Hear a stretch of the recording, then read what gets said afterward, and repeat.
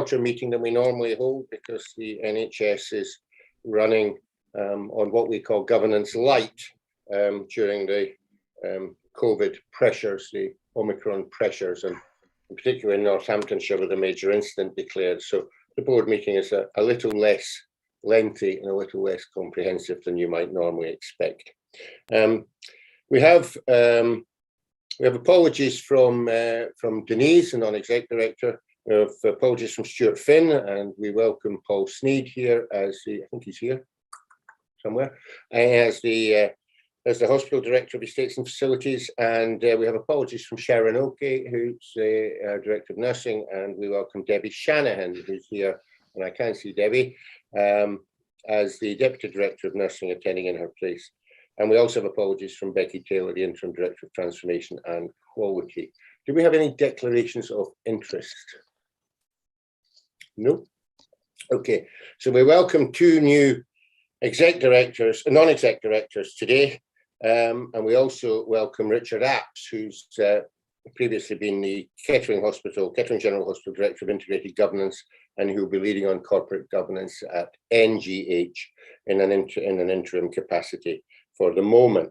Our two non-exec directors are Elena Lopteva and Andre Ng, and I'm just going to ask them both, partly because my dog's just heard the postman, I'm going to just ask them both to give us a minute or two about themselves so the rest of the board know a little bit about them, starting with Elena.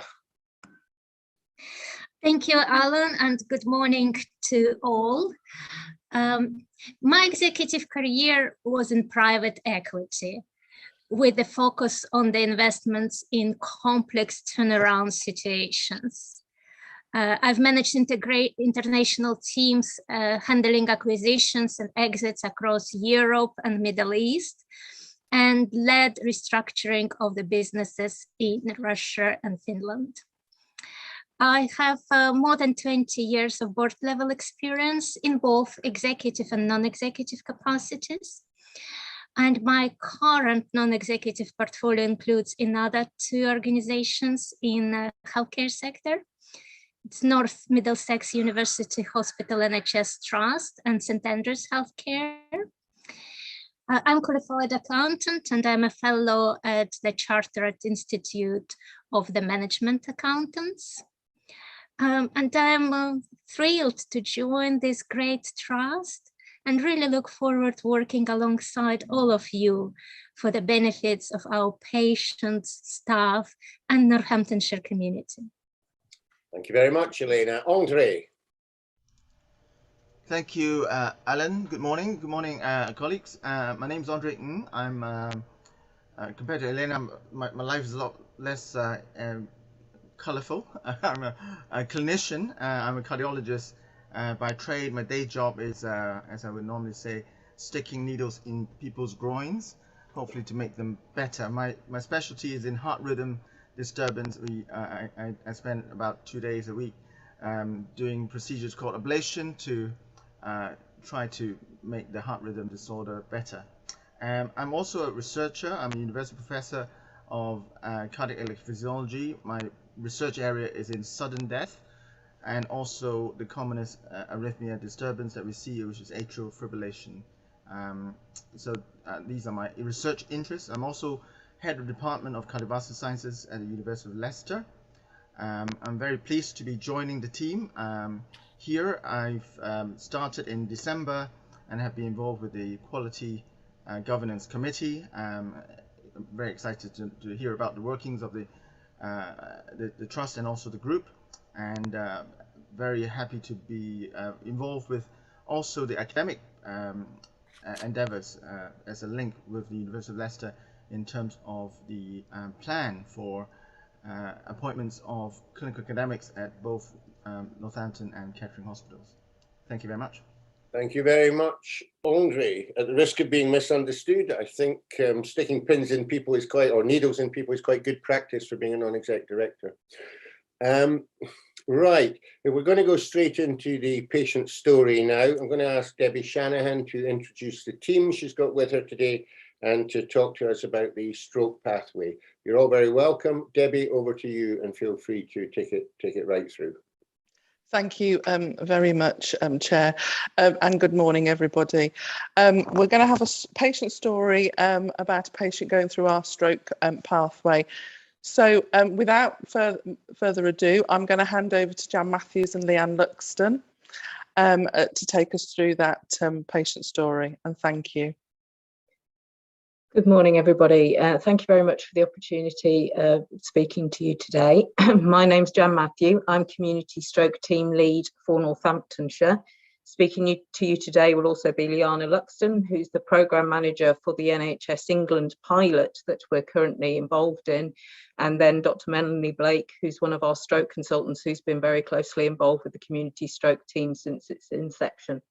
So I'm going to give you just a quick history. Liana's going to talk to you, and then we'll have the patient story video. Dr. Blake will speak, and then we've got a bit of time for questions at the end. So could I have the next slide, please? So to put things in context for you, the Northamptonshire Community Stroke Team was established back in September 2011. Prior to this, stroke survivors in Northamptonshire were discharged without any responsive follow-up. There was really very fragmented services. The Community Stroke Team is one of the very few teams in the country that delivers this responsive and fully integrated service that's fair, equitable and inclusive to all stroke survivors who require ongoing rehabilitation wherever they live. That includes at home, in care facilities and everywhere. At the time, the idea was to do something called early supported discharge to just a section of the stroke population. But we've always had the bigger, better team, which it is responsive to anybody requiring ongoing stroke rehabilitation. The initial vision for the team was to have a much bigger team, including care and psychological support. But as you can imagine, at the time, it's quite difficult to get these things funded and to convince people it's all going to work well, and it was considered a bit too big to start with. But what I really want to convey to you is that that's something we knew we always needed right at the beginning. We had large stakeholder events with everybody who could be involved, and it was very difficult, and took Dr. Blake and I many years to try to fund this team. But it has, so therefore it was formed with the core multidisciplinary team, with the hope that in the future we'll be able to expand and do the bigger, better work. So we currently are a team of enthusiastic and committed therapists. So it's mostly physiotherapy, occupational therapy, speech and language therapy. We have a couple of nurses, but we also have a large band of rehab assistants and practitioners that deliver a lot of the work. They deliver outstanding physical rehab in the patient's own environment, maximising recovery from the life-changing event that is stroke. But obviously what we do particularly is reduce the length of stay in hospital beds, and we've proved that over time. Before we existed, there wasn't really any rehabilitation happening at home, but it absolutely is now. And we do regularly receive excellent patient feedback. So we'll just show you a snapshot of this in the next slide, please. So our patients really enjoy what we do. They got lots of thanks there. Thank you for being my rock and helping me get back to the person I was before my stroke. So as I said, you know, the psychosocial effects of stroke are so massive. They do feel that they're supported by us, that they really want to be at home, which we know is the right context and environment for people to continue to recover from stroke. But as I said, the team have been real national leaders in taking stroke rehabilitation forwards. So I'll pass over to Liana now. Thank you, Jan. Next slide, please. So I'm going to be talking about our NHS England stroke rehabilitation pilot, which is really around enhancing our amazing stroke service. So next slide, please. The stroke rehabilitation pilot encompasses 4 elements. So we're working on enhancing our wellbeing support. We've attempted to recruit psychologists for many years and without success. So now we're embedding a coaching program, which is supporting the entire MDT to learn wellbeing coaching and providing level 1 and 2 interventions and providing level 3 coaching support for selected patients within 24 hours. And we've actually been able to show that at the minute, our patients wait over a year for psychological support, and we've dropped that down significantly. The next aspect of enhancement is our CST re-enablement service. So we have a team of care manager, rehab assistants, rehab practitioners who are covering 7 days a week and providing care for patients within 24 hours. And on average, our patients wait approximately 3 to 5 weeks for care. So this is an amazing achievement for the team.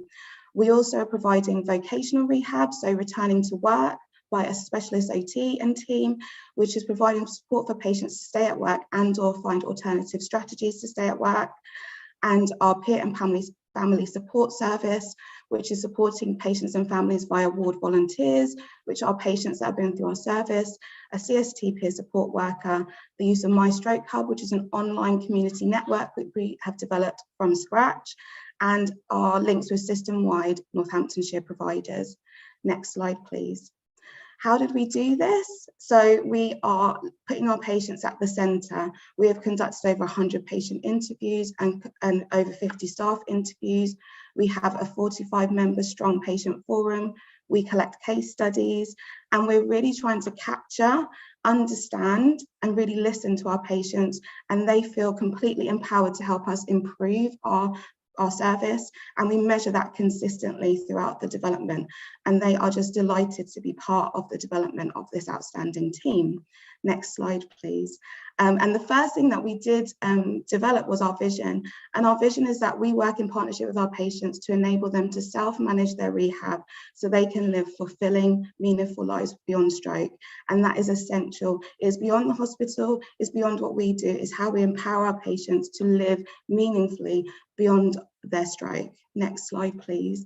And that led us and them to develop 8 patient commitments, which really underpin our service and our focus on exactly what they want us to focus on. And one of the key things was how we transition through the service and really provide psychological support that brings all the patient and the family together.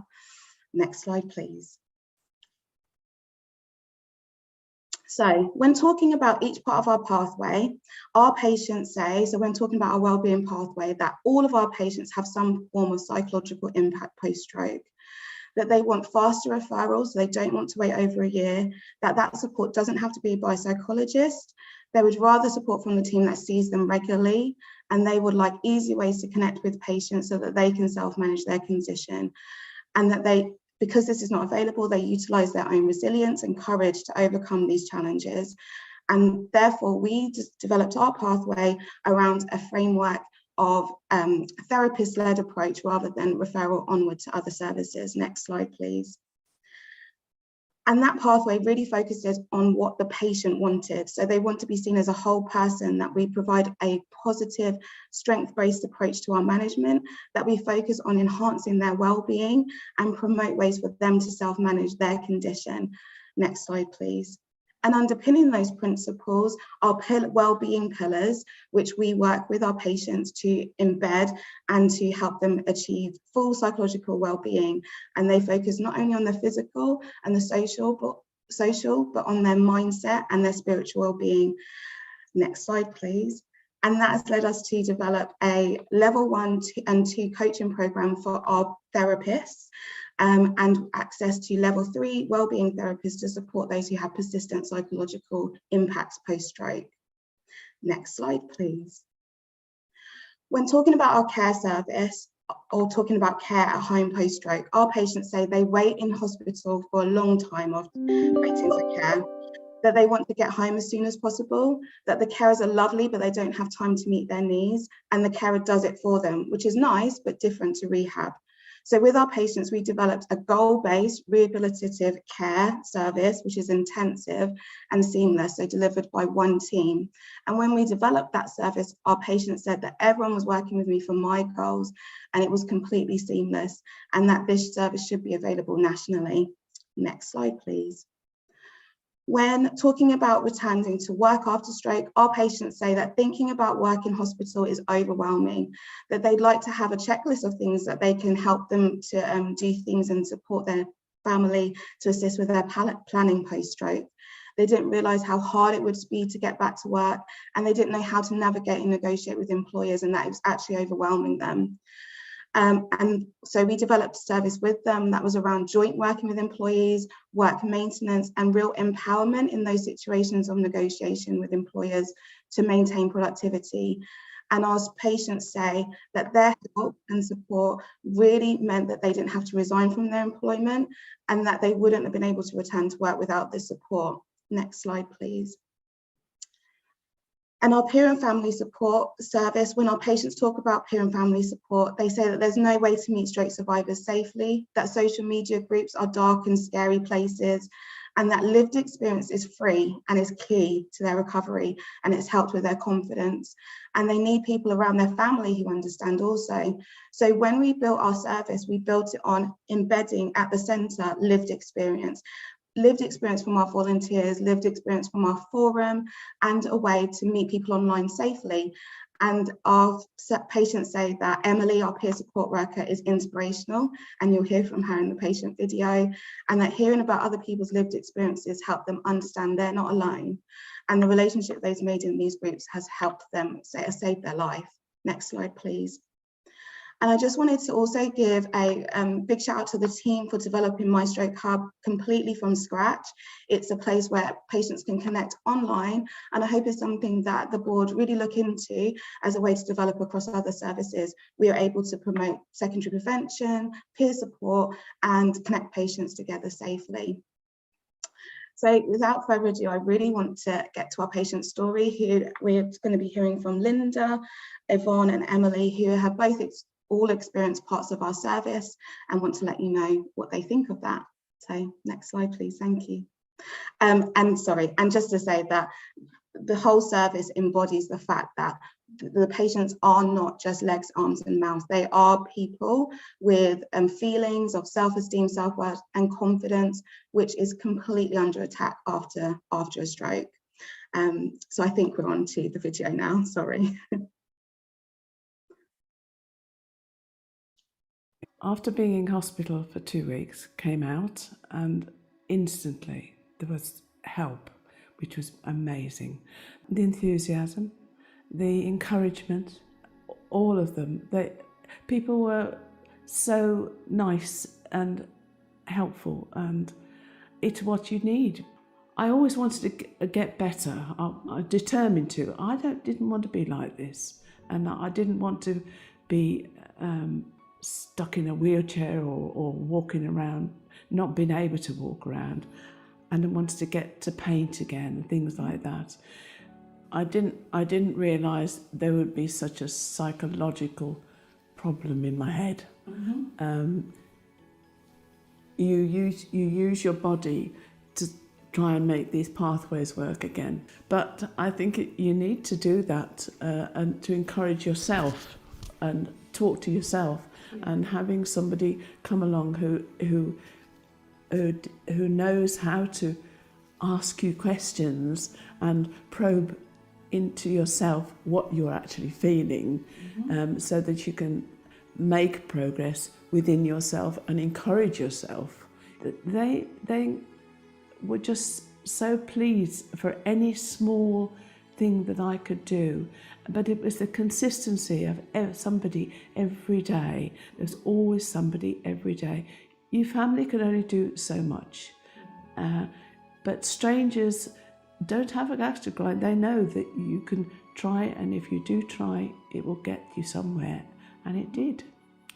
And I didn't want to go into my art room because I knew that I couldn't do it. But one day, two of you came and said, let's give it a try. And I thought, why not? Everybody keeps saying, come on, let's give it a try. So I just got down the stairs again, and I picked up the brush, and it felt not bad. And I thought, this isn't too bad. And then one day I went up to the room on my own and drew something. With a stroke, you might see somebody for a couple of weeks and then left to get on with it. The difference, and that is what I've heard, and that is how my family coped with my dad. But the difference now, so different, so different. And I wouldn't be walking, moving my arm, painting again without that help. Trying to process what's happened to you. It's a grief, it's a loss. A big loss of expectations, for myself, a new career and you know, home and everything. Relationships that we had in our family unit. And that in itself, when you're processing that, going through that journey of grief is hard. And having that extra peer support and well-being support psychologically is I think would have been a great thing for me. But from a health point of view, where people don't have that or don't have that support mechanism and that structure, then the well-being service is, I think actually it underpins, because if you're not psychologically, emotionally, spiritually, whatever, there, you can't put the energies into some of those therapies because your mental health and your demeanour and how you feel about yourself can stop those things happening, I think. I mean, the care I got in the hospital was fantastic, and equally the care when I came out changed, and I'm not going to say it wasn't good, but it wasn't consistent with what I'd had through the service of the stroke team, and the community stroke team were fantastic, but there wasn't those elements of the things that we've just talked about, the well-being, the peer-to-peer support. They were all done via outside agencies, and there was no consistency. And I think when you've had a stroke, you need something that's familiar and consistent, because the brain is taking all the energy to repair. And having that, I think, is crucial. The care team had been doing morning and evening, and it wasn't long before I realised the evening they were coming and sitting and we were just talking, and that I saw as a waste of resources and time and money, where somebody else might need that more so. So then became apparent that actually after having had one of the OTs come in, that I was encouraged to do things in a different way and with different resources that the care team didn't seem to know about. Somebody backing you up and saying, you know, you can do this, and you might not be able to do it this way, but you can do it another way, and have you thought of this, and being there with you, walking that journey with you. Whereas I don't think you get that when there's other outside agencies dipping in and dipping out. And as you say, it does link with the care plan of other things. So for instance, my washing and dressing, I couldn't use my hand very well at that time. And so the hand therapy that Alice was coming in to do just built that, and that was built into like, well, this is how you can clean your teeth, and that's the therapy going on as well. And I think it's that seamless service, having all that linked together, that matters. When I was discharged from the community stroke team, while I was being seen by the community stroke team, they were one of my go-to sources of information. And so you'd always got a residential expert on hand to ask questions of. When I was discharged from CST, I fell off a cliff in terms of having that support and information. So it's having people that you can ask in terms of knowing what's available out there, because if you don't know what's available, you don't know what to look for in terms of information. So having somebody that's sort of been through that process to help advise on not only their experience, but also what information and support is out there would have really helped.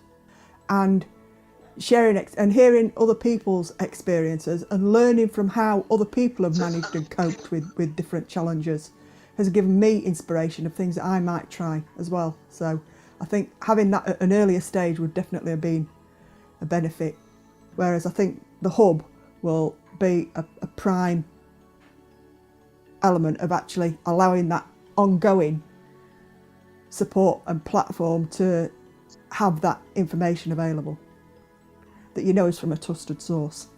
I think the key benefits for me would have been if the peer support on the forum opportunities have been there, primarily because of the benefits that the benefits I've got of being part of the forum. It's having conversations where you don't have to explain yourself to anybody, because you're already dealing and talking with people that know where you're coming from in some respects. So you can drop the facade to some extent and just be you. It would allow patients to feel like they were being supported as a whole person rather than as a patient that needed fixing, as a person and an individual that was there to grow into something positive.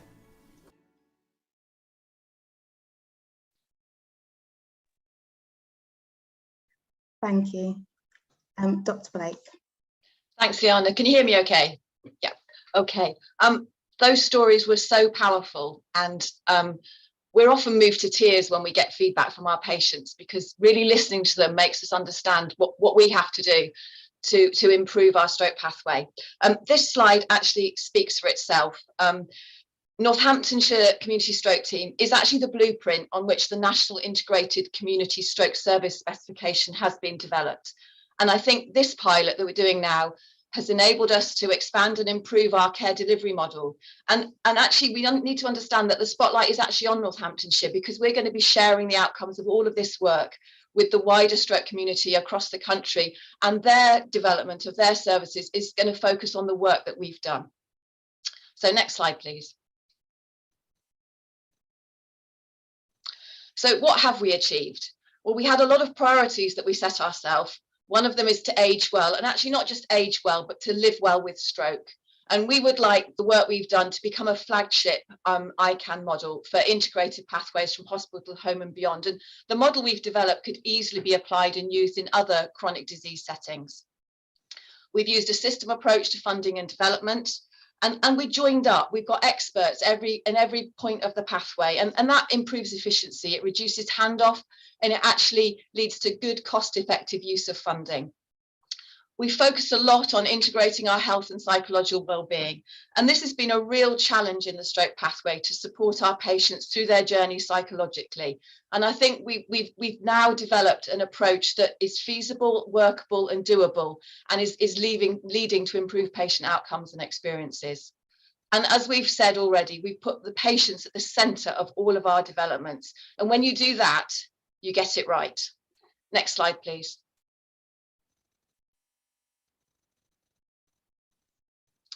So peer support, I mean, you've already heard from Emily. Emily has been through our service, and she is now our greatest advocate, and she's leading our peer support service. And the words speak for themselves. We're putting care closer to home. We know that delivering care in people's homes or care homes improves outcome and actually speeds up their recovery. Doing your rehab in your home setting, using your own stairs, using your own toilet, in your own bed, just makes rehab so much more meaningful. We'd like to work more on remote monitoring and virtual hospital care. And there's a lot more we can do there. There's a lot more we could do on secondary prevention using blood pressure monitoring and heart rhythm monitoring at home. So that's a real avenue for exploration and development. We really are engaging all our stakeholders. Way back when we set up the community stroke team all those years ago, we involved all the stakeholders in the county to think about how we could develop a new system. We're doing that again now, and we want to partner up with social services, NHFT, the charitable sector, the private sector to really make this pathway work. We're obviously looking hard at getting people back to work and supporting them in getting back to work. Next slide, please. So the asks. We've been funded by NHS England for the pilot. We've twisted their arms and persuaded them to increase our funding to take us through to November of this year. We need to establish some funding to take the pilot through to March of next year, and that's going to cost another £360,000. We then have a business case for the full service to go county-wide. And that's what we're looking now to start developing. It's really important that we start developing that now, because we've got lots of people working within our system who we want to keep. We want to be able to give them full-time employment, and we don't want to lose them. So that there's lots of reasons why we really need to get on and make this business as usual. So we need help from you. We need to showcase our work. We need to be able to tell the wider health community that what we're doing really makes a difference. And it might cost, but the savings that we're going to gain, both financially, which I recognise are really important, but in patient wellbeing and carer wellbeing are immeasurable. And this is something that we really have to do. We need to know how we can get more involved with ICANN and community resilience work. And we need to be able to identify smaller pots and larger pots of money to make this work. When we developed the community stroke team 10 years ago, we redirected funding, we closed down services and opened up our service. So we're quite used to pulling money from different areas to make something work. So that's our big ask, is we have a vision, we hope you share our vision, and we need your help to make this work across the county. Thank you very much.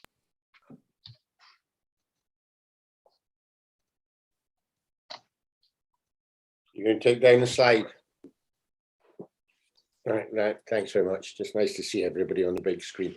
Okay, thank you very much. That's that's kind of a story of an ICS going forward, really, isn't it? Integrated care.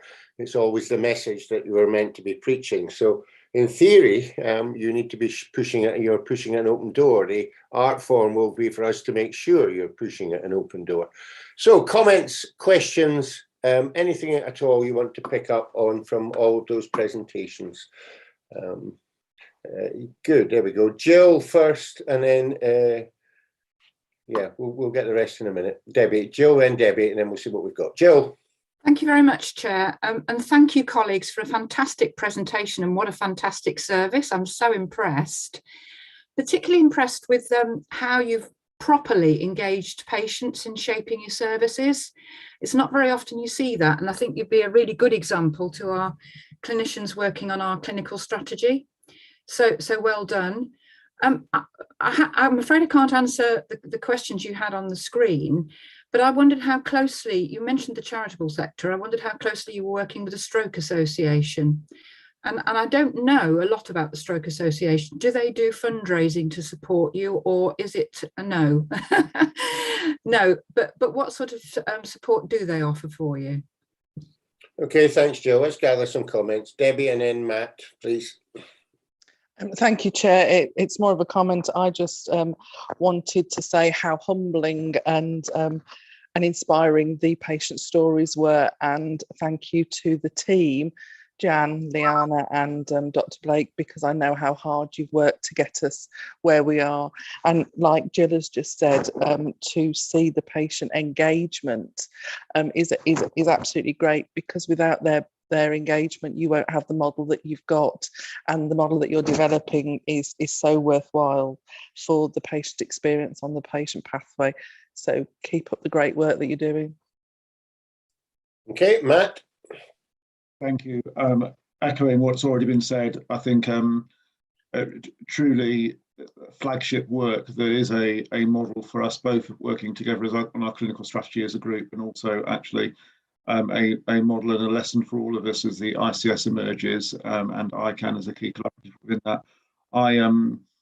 I really admire the way in which, when there are obstacles and problems, you don't sort of shrug and wait for someone else to come and fix it. You go and sort them out yourself. So, for example, I absolutely adore the approach you're taking to providing psychological support when there isn't any. You've essentially made your own and delivered it. Massive credit to Liana and all of you involved in that. And frankly, you are an inspired and inspirational team. Thank you. Okay, thank you. Who else we got? Right, there's Simon and then Heidi.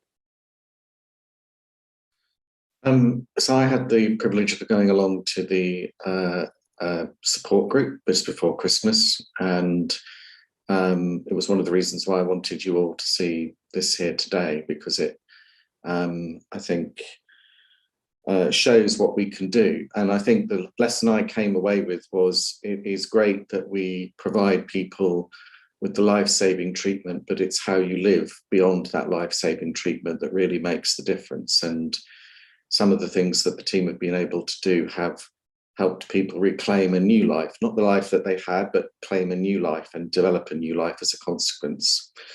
Alan's right. I think the challenge here now is that the NHS often does fantastic things like this, but it does them through pilots. And so we've now got a job to try and get behind this and to try and help develop it into a county-wide service and mainstream as part of what we do.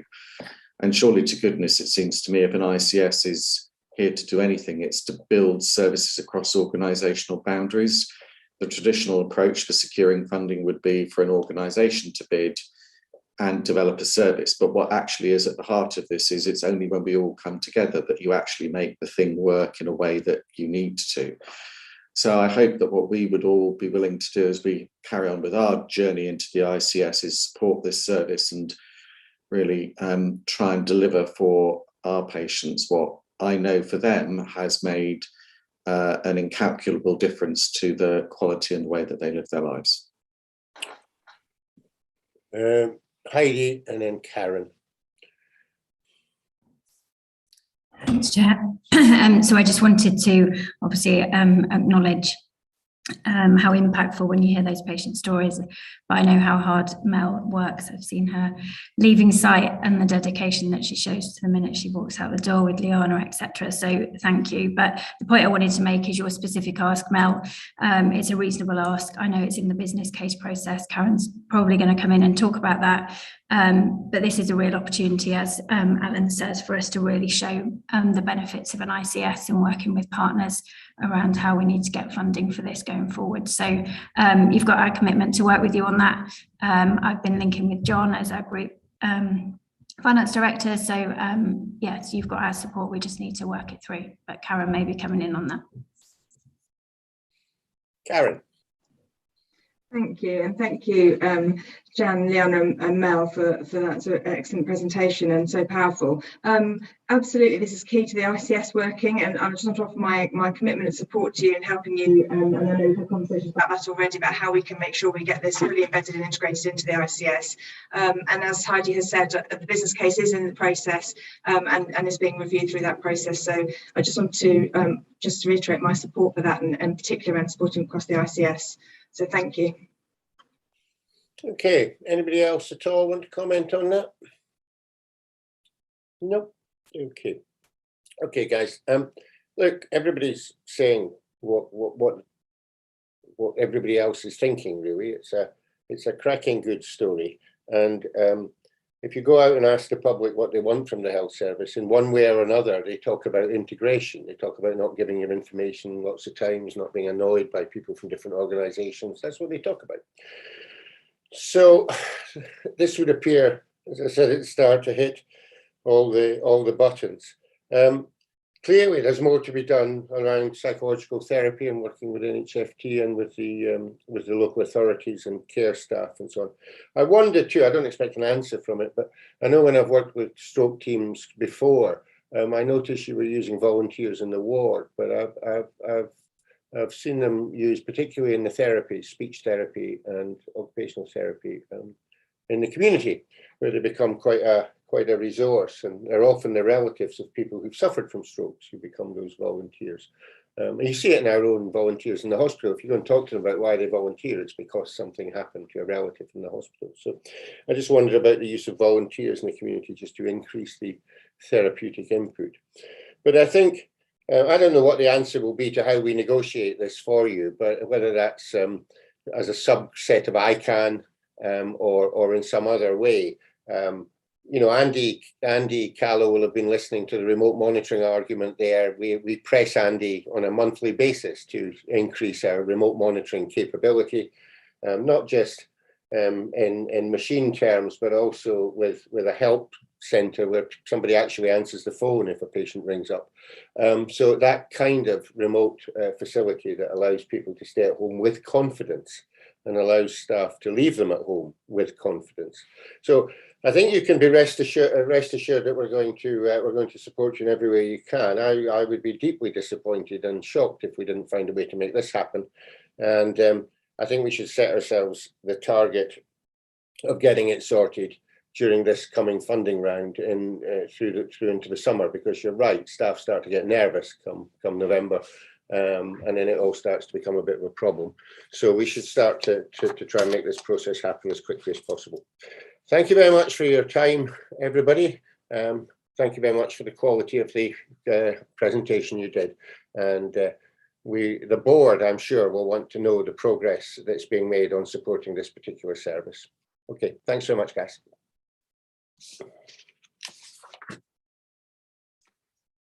Okay. Thank you for that. Minutes of the meeting held on 25th of November. Are you happy to refer record? And there's nothing on the action log, and I don't think there should have been anything on the action log, but if anybody wants to correct me. Nope, good. And over to my report now. I just got a couple of things to mention. Obviously, the county's been in a major incident, and that is still ongoing. Simon talks a bit about the stresses of the wave, and so does Heidi, of course, in their reports. I think my understanding of this was that the original request for declaring a major incident came from local government with a view to taking advantage of support and mutual aid and organisations helping each other. And we were happy to go along with that because we were the ones that felt we were at the bottom of the food chain. Time will tell about whether it made much of a difference. And I think we probably ought to encourage some review and compare and contrast across the region or beyond about whether that kind of solution actually makes a difference to the acute hospital service, which finds itself in this case at the very bottom of the food chain and has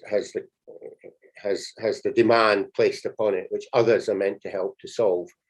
So we'll just have to, I think, review about whether these solutions work, because whether we have another COVID wave or not, we surely will have more things that are a bit like a pandemic. This is the fourth one. It's the first one that's really surged in the way that we know, but it's not as if it's a unique occurrence. So there's a bit about learning, and Simon talks a lot about that.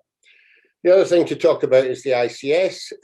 You will know that the start date for it has been delayed till the 1st of July, but we certainly want to be operating in shadow form in March or April as we do the handover from the CCG and from other parts of the system. And the ICS reasonably successfully recruited their non-exec directors. They got 3 out of 4 in the recent round. I don't think we're allowed to say who they are yet, but that should allow the ICS to get up and running in a shadow form and properly influence the activities of the constituent organisations going forward.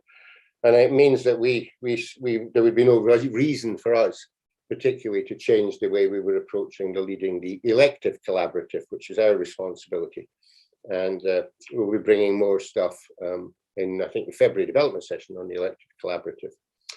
So that's all from me. I'm going to hand straight over to Simon for the Group Chief Exec's report. Morning all.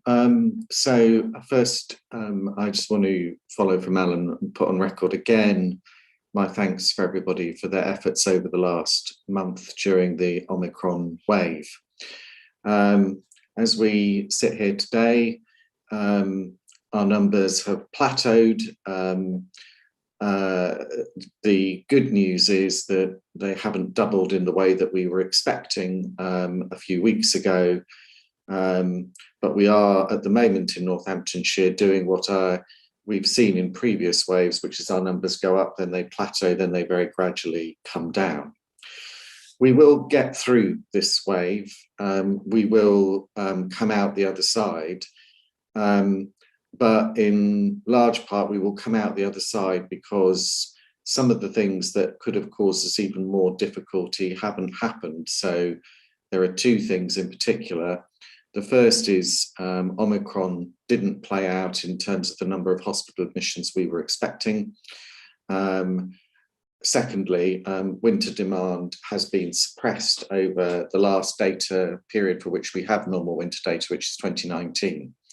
So those are things that we are thankful for, but I'm now really turning my attention to winter 2022, because I think the points I make in my report, and I'll just say a word on each of them very briefly, refer to not how do we get through Omicron now, but how do we face winter 22-23 in a better place than we are at the moment. So 3 lessons for me. The first one is around capacity. Yet again, throughout this winter, we have seen our numbers of patients in hospital rise who have no reason to reside in hospital. We have an imbalance between the type of capacity that is available to us and the type of capacity that we need. I'm not here making an argument to increase the number of hospital beds necessarily. What I'm making an argument for is that the capacity that now is increasingly required to help our patients get out of hospital is not the capacity that we have available. Put very simply, people have increasing and more complex care needs. The type of capacity that we have available to us often requires that those care needs are very low level, and essentially patients are almost capable of self-care. That gap is growing, not diminishing. And so I think we've got an urgent problem. We've got about 8 months to solve it, to get our heads around how do we get into a place where the capacity that we have is the capacity that we could actually use. So that's the first thing.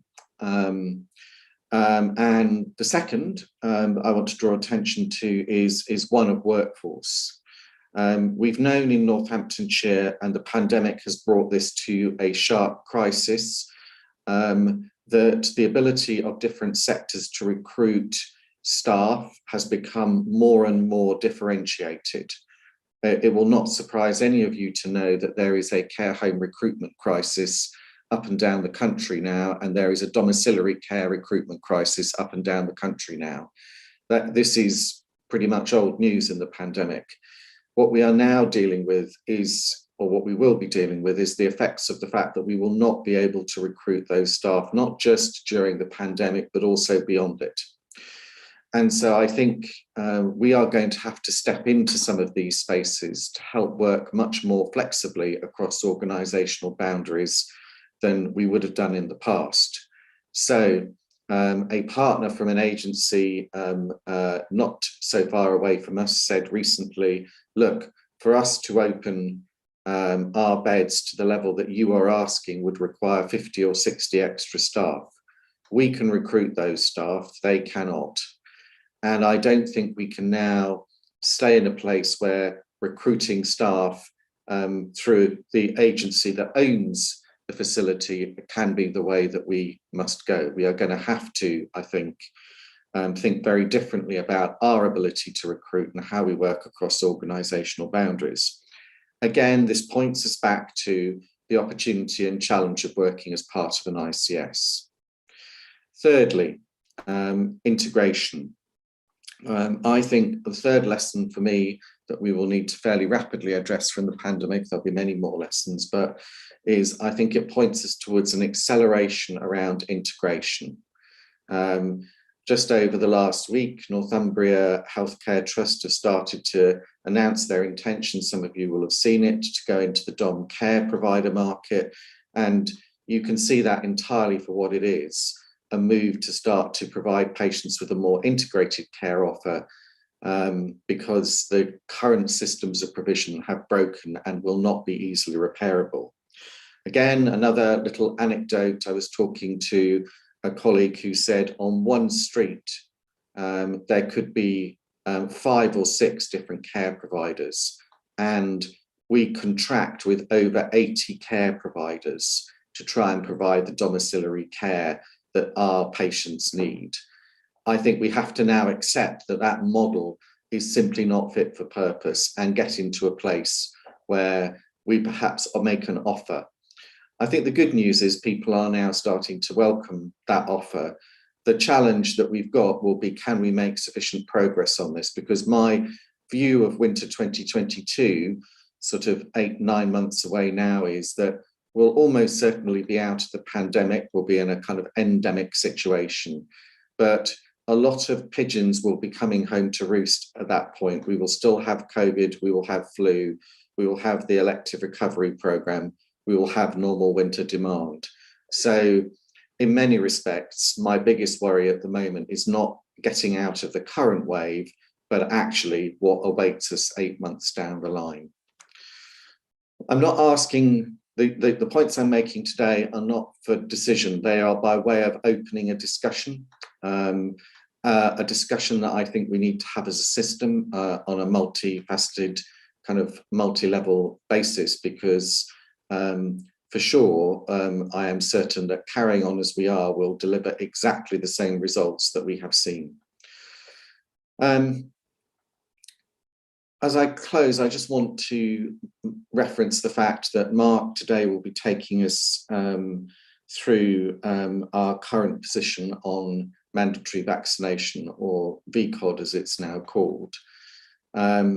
And I just wanted to say two things there. Firstly, clearly we have to uphold the law as it stands in the land, and we will do that.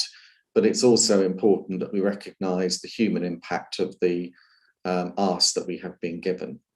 And finally, I just wanted to thank the HR team who've been doing a huge amount of work, having those very difficult, very sensitive conversations. It's not been easy work. I'm not proposing to get into that now. We've got an extensive opportunity to debate that as we come through the agenda today. But thanks to them in particular for all that they have done. Thanks, Alan. Thank you, Heidi. Thanks, Chair. I'll take the report as read, but I'll pull out a few points if that's okay. So as Simon said, following on from Simon's narrative, I won't cover the same points in terms of the national incident, the major incident. Obviously, the teams have been under huge pressure. Everybody's felt that, and I think it's really important that we take a moment to really acknowledge that pressure and that continued pressure that people have felt. But I have to say, when I'm out and about, the teamwork, the camaraderie, and the real focus on making sure that we still are dedicated to excellence has been really humbling. So I think it's important we acknowledge that. Having said that, the stroke pathway today was a good example of the work that still continues during that pressure and the difference we continue to make. But that's under an immense level of pressure. So it comes on to Simon's point. Obviously, Simon and I have been discussing with system partners around what do we need to do ahead of next winter. Some of those conversations around workforce, employing in a different way. We're currently considering some things we might want to pilot. So HR team are supporting that across the system in terms of initial conversations, because we've got a responsibility to not just keep residing over what we're doing. Equally, we're looking at how urgent emergency care needs to be delivered slightly differently. So some very live conversations about what our role in that is internally, but across the system. Obviously tied into ICANN and things like the frailty pathway. So as Simon said, and the point you made, Alan, has the major incident given us what we needed? I think that's something we absolutely do need to review and look at what that tells us about our ability to respond next winter and have a really robust oversight of how we share risk across the system, how we really make sure we know what our capacity is and use it wisely during times of pressure. So I think they're really important things we need to do now over summer, which we have been discussing. So there's definitely more work to do, but I do want to also thank system colleagues who have been into NGH to really understand the flow here so that they can understand how they can help more. So whilst there's still a lot to do, there has been some really good work, and to particularly thank Matt for leading some of that in his interim role as co. So moving on from the system pressures, which I think largely Simon's covered, it's important to say we're really dedicated to health and well-being. So this pressure has obviously put a lot of pressure on the SOS team. So just really briefly, we are making sure that our dedication continues, and we've increased capacity there, and we'll continue to review that with support from Mark and Tracy. On a positive note, you'll have seen from the report, we've been successful in securing TIF funding for the surgical robot. And I really do want to take a moment to think about what this means in light of our clinical strategy, our journey to dedicated to excellence, and the amazing opportunity this brings, not only for improved outcomes for patients, improved experience for training, etc., but it really is a starting point of our Cancer Centre of Excellence, which we discussed at the last board. Simon, myself and Hemant went to see another hospital yesterday to see the robot in action, and whilst obviously the obvious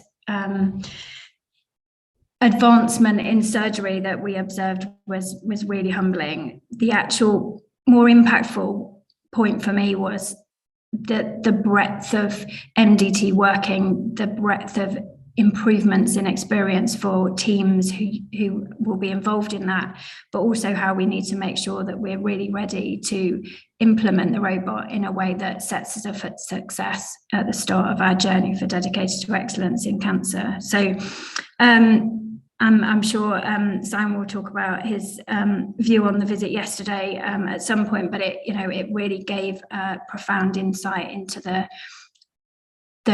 the opportunity it's going to give us as an organisation in the academic space as well. So yeah, that's something to celebrate, but to particularly thank Karen and Hemant for their hard work on the business case for the robot, because they have been incredibly dedicated, along with others, including Matt. So thank you to them.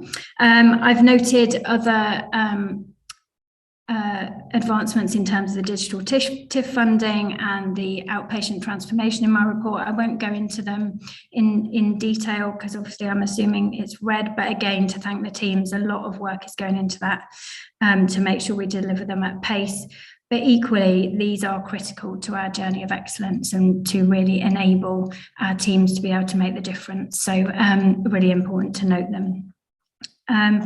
In terms of a point of previous board, I acknowledged that maternity was one of my priorities.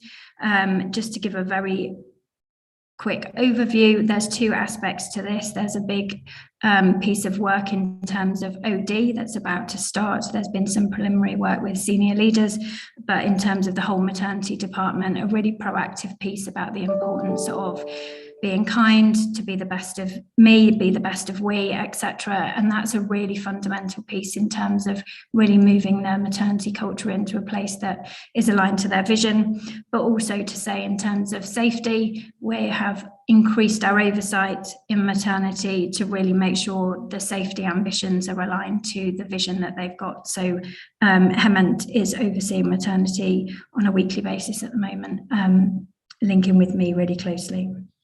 Another positive, we've got somebody starting in Freedom to Speak Up. So Eleanor Southgate, known as Ellie, is joining us next week. She's been in for a couple of days, but she's got a really ambitious strategy for which she'll come and speak to us about for driving freedom to speak up and the importance of psychological safety, people feeling listened to. And as you know, it's something very close to my heart. So I'm delighted that Ellie is joining and look forward to all meeting her. And finally, as Simon said, a lot, I haven't put it in my report because Mark was covering it in detail today, but it's important to acknowledge that vaccination of a condition of a deployment has taken a lot of the team's time. It's a really sensitive topic, and it's something that we really, it's the law as Simon said, and we need to implement it. But just to thank the teams for their hard work and thank everybody for engaging in some really quite difficult conversations. So they're the main key points, Alan.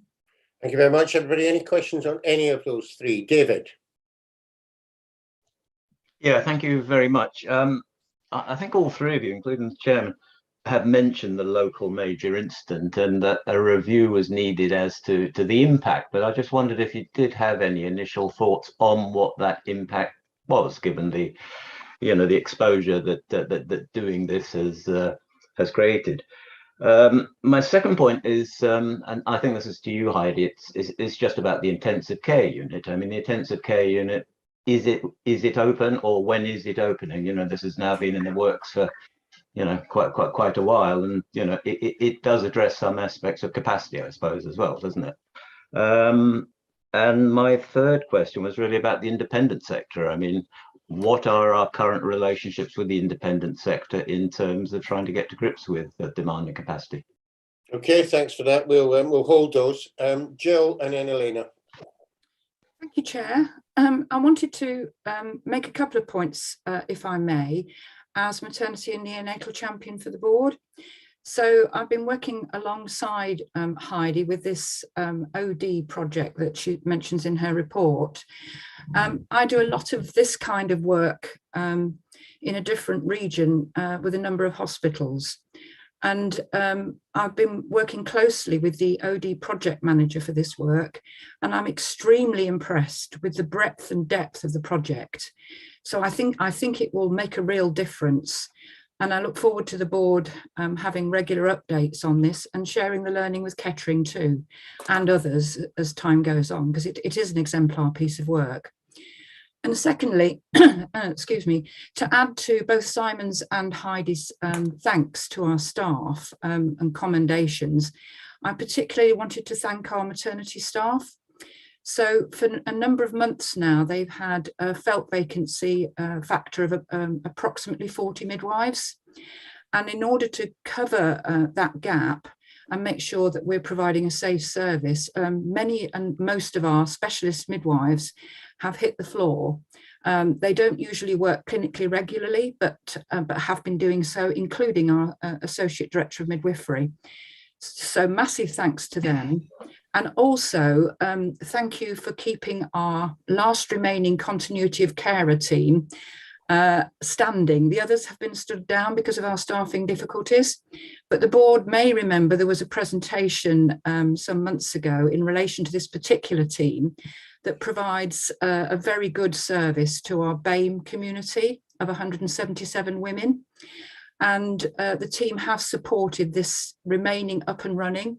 And so I would also like to add my support as the maternity and neonatal champion that it's really worth keeping this going, because as we know, obstetric outcomes for women in the BAME community can be not so good as the rest of our population. So fantastic that we've kept this running, and our home birth service. So it's just a couple of points to really add to Heidi's paper. Thank you. Elena. Thank you, Chair. Of course, I would like to start with praising the amazing and compassionate work which our staff does to keep all us safe and to take a good care of patients who need it the most. Question to Simon and Heidi. It's great that we are already thinking about the winter 22, but if my memory serves me well, summer 21 pressures were on par with what was a normal winter for us. So what is the modeling telling us about coming summer, and how well we're going to be ready to combat the challenges? Okay, thank you for those questions. Before I come to Simon, because I'm sure Simon wants to answer some of them, Heidi, do you want to pick up any of the specific ones, the ITU one and any of the others you want to comment on? Yeah, of course. So on the ITU one, yes, David, I actually visited ITU myself last week to see progress. So should be opening late February, obviously keeping a really close, there's a project manager working on that in terms of making sure the implementation and safety of transition from current to new ITU is managed really effectively. So the latest date we're working to is end of February. And that continues to be the dates, but we'll obviously keep you updated, and the team are very engaged and working collaboratively with the states on that. In terms of continuity of care, yes, Jill, we will be continuing that, and I'm going to be meeting with the team and Trish with them to look at what that means going forwards. In terms of independent healthcare, David, yes, we're linking with them as an individual trust in terms of routine and making sure we're considered. Unfortunately, some of their RTT and long waits are as long as ours, so we're having to obviously make sure we look at the wider context of the patient waits, but there is also a wider independent health national opportunity that if we reached a point of surge, super surge, that then we could evoke but that would be as a system. We haven't needed to do that yet, but there it's a very live and continued conversation, just to give you assurance on that. The impact of the major incident, from my perspective, there has been, and Matt will cover this later in the paper, there has been some transition in terms of slight increase in complex discharges, but I think what it's done in a wider sense is shown us where there are areas we probably need to improve in terms of knowing how we're managing risk across the system, looking at capacity effectively, looking at how we escalate and what things we would evoke from a clinical and pathway perspective at different times. So as Eleanor said, it isn't always about next winter. It's a continued different pressure, which I'm sure Simon will come on to in terms of the modelling. So it hasn't given us as much as I think we would all have hoped, and I think that's a collective view, but that's not unique to this system. But the important thing is we look at it. Simon will come on to that, I'm sure. So I'll hand over to Simon, Alan. Yep, Simon, finish off. Thanks. So just to try and go through and to add to what Heidi said. So I think what are the lessons? If you looked at our bed report, because there's a system bed report, David, published every day, it would show there are large numbers of beds across the system that are technically available for patients to be discharged into. The reality is that what's available in those beds doesn't meet the care needs of the patients that we're trying to discharge. So we've got this imbalance between the capacity that we have available and the care needs of patients. One of the things that we're going to have to do is really try and understand how we make that better over the next few months. It's a problem driven by a multiplicity of factors, but what you see is not what we've got, and that's the reality that we are living with. The other point I made in my report, which I think is probably the one that we'll need to grapple with fairly rapidly, but is this recruitment crisis that we've got. So if I was to leave people with one thought on the major incident, do we now step into a space of starting to provide services that traditionally would have been regarded as care services because we can recruit staff? People still want to come and work for the NHS. People don't want to work for individual registered care home providers. They want the badge, they want the belonging to the NHS. And so I think that's going to be a real challenge for us. I think our partners are starting to be willing to have that conversation. My worry is the speed at which we will go, because 8 months is not a long time between now and then to get some of these solutions in place. It feels like forever, but those of you who've been around, as you have, David, some of the long-term issues in the NHS, you know that we get through winter, everybody breathes a sigh of relief, goes off and lives their lives 3 or 4 months, and we come back in September and we start winter planning again. And the reason why I'm flagging these things today is because whatever else we do, we must not do that. What does the modelling show? It's interesting. We don't have modelling outside of COVID, Elena. So what we've got is modelling that shows us how COVID is going to shake down over the next few, not very far, we only really look a week or so ahead. What the COVID modelling is showing is that we're in this kind of plateaued effect at the moment. And then it's most likely that that will drop away sometime in February. We can't see when or how. What the system also has got to grapple with, which I think is to your point about summer demand, is forecasting how much demand it is going to need, how much demand, sorry, it expects over the next 6, 7, 8 months, and start to get ahead of that. I made the point in my report, but you've now given me an opportunity to say it, that our system runs very hot. So there is very little headroom between what we have available to us and the demand that we experience. And what COVID has shown us is that that headroom can be eaten away very, very quickly.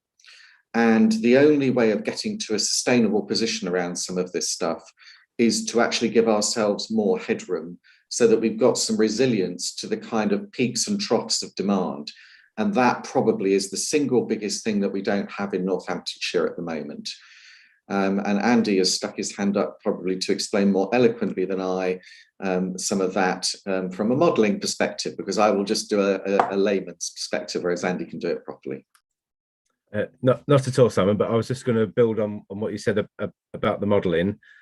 You're right. Some of the modelling that we did in autumn that many colleagues will remember, using the term Monte Carlo modelling, where we looked that went as far as the end of March. And absolutely what that told us is that we have a bed deficit. And even if so the target was to model at 90% occupancy, as Simon said, to run our hospitals at 90% occupancy would be an absolute dream at the minute. And even if we model at 95% occupancy, we're still predicting a deficit based on those numbers. So yeah, just really to echo what Simon said, I think the challenge that I will take from your question though is that model that we have can be extended into the next month. So what we will make sure is, rather than finishing it March like it does to currently, we'll extend it on, because you're absolutely right. We look at July 2021, and that was a really tough month for everybody. So thanks for the question. Okay, thanks very much. We're running a little bit late, so I'd be grateful if you'd keep the next bit reasonably crisp. The integrated governance report is you should not get depressed at the size of this, because this is as big as it's going to get as it slims down further in my mantra of less is more here. And this is the maximum list. It's now for committees to start narrowing that down, and it's also for Andy has some work to do with his team around the graphs and the charts. So just reminding ourselves that this is part of a process of getting to a much tighter compare and contrast type IGR for the group, and there was considerable work to be done to narrow it down further and to improve the workings. But it's a reasonable transition month where committees had the old and the new, and they probably hated the size of their paperwork as well. But this should be as bad as it gets. I'm going to let Andy talk a bit about that and then hand over to Heidi. Andy. Yeah, thanks, Alan. And you're absolutely right. This is the transition month, and the first month when we used the new set of metrics that we agreed last year. Yes, we went through that process to reduce the number of metrics. So the end point of this is for the board members to only access the IGR through Power BI. And colleagues, if you've managed to look at it online, you'll see you can filter the metrics by committee or by group priority area. And in doing so, that number comes down to the numbers that we agreed. But in your board packs, to sort of support that transition and to make sure we've got the full transparency, you've got the full list of metrics as a PDF. And I think it also acknowledges that we've got more work to do to ensure all board members can actually access Power BI online, particularly using iPads. If you have used it on Power BI, you navigate it through a number of pages, which has different summaries, different narrative overview, and the detailed SBC charts. So we always knew this version would be a basis to iterate from. There's a number of improvements that I've identified that are in the report, and I'll just mention a couple of them, such as filling in the gaps where the metrics aren't aligned across the group, ensuring that when we come to a committee that there's a snapshot of the metrics at that time. So what we don't have is, the numbers move on and then we're not able to go back from an audit point of view to see what was discussed at that moment. So we'll be helping colleagues to understand how they access the snapshot and the live data. We certainly need to make it easier to swap between the metrics to compare the two, and to also allow colleagues to filter out the charts based on assurance and variation. And we've had some great conversations through this time's committee cycle, and there's a number of other improvements that have been collected around. So in order to prepare for the PDF to disappear, your colleagues will have seen some invitations in your diary to support you to A, make sure you've got access to Power BI, and B, to be able to use the tool to probe the data and focus on the metrics you're most interested in. So just to finish, what you have is a first iteration. It's certainly not the finished article, and there's lots more to do, but I hope you agree it represents a first step that we'll build upon. Thank you. Thanks, Andy. Well, we'll find out somewhere in this process. If you could take your hand down as well, that would be a help. Heidi, over to you to canter through the IGR sections. Thanks, Chair. Can you hear me? Because it says my bandwidth is low. Yeah, okay. So just to pull out, following on from Andy, I think just to really stress the importance and benefit of Power BI will bring in terms of teams being able to hypothesize, model, and really understand lots of data coming together and what it tells them about their services. So I think it's really important we acknowledge the benefit that that is going to bring to conversations, modelling, etc. But other than that, on your brief to be prompt, Chair, I will go straight into Quality Governance Committee and hand to Andre, Matt and Debbie for any comments and update.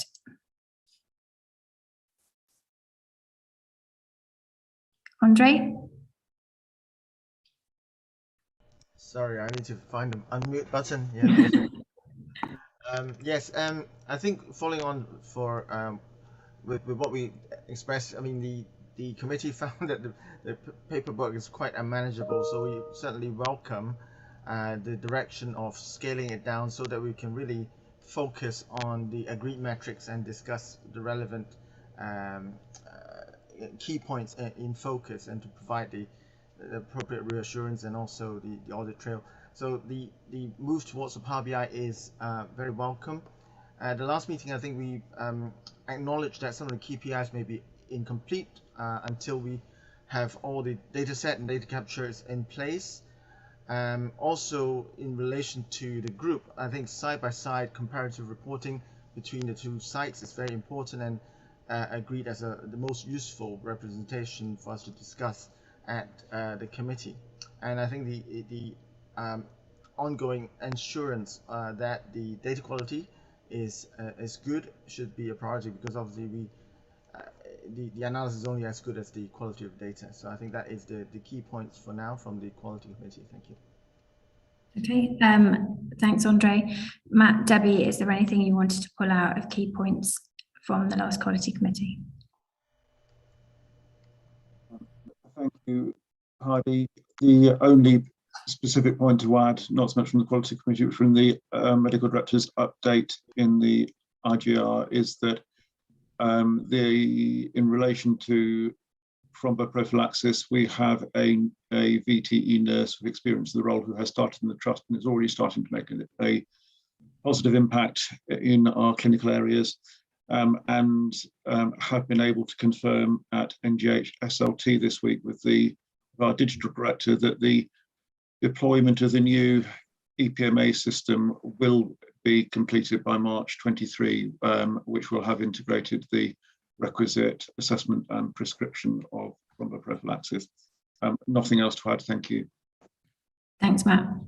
Debbie, I'm conscious you weren't actually here when Quality Committee happened, but is there anything you wanted to bring in? No, thank you.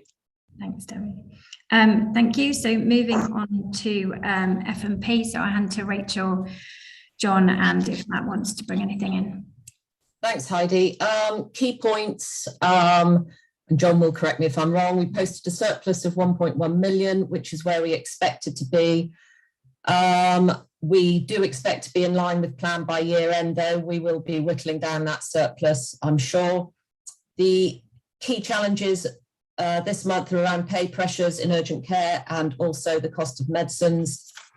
We also had a good debate about the annual leave accrual, quite an emotive topic, I think, and we very much felt like, although there will be exceptions, that we should be messaging out that we should stick to the policy, but we felt that we should leave our people committee to put some framework around that. We also touched on the capital spend. We have a significant programme in play at the moment. We still have money being given to us, and obviously we have until the end of the year to spend it. However, I think the teams are working very hard to be able to do that, and we are looking at reviewing the slippage regularly. In terms of the digital TIF spend, we have a well-structured team in place, and to support that delivery. At the moment, we don't have any risks to flag.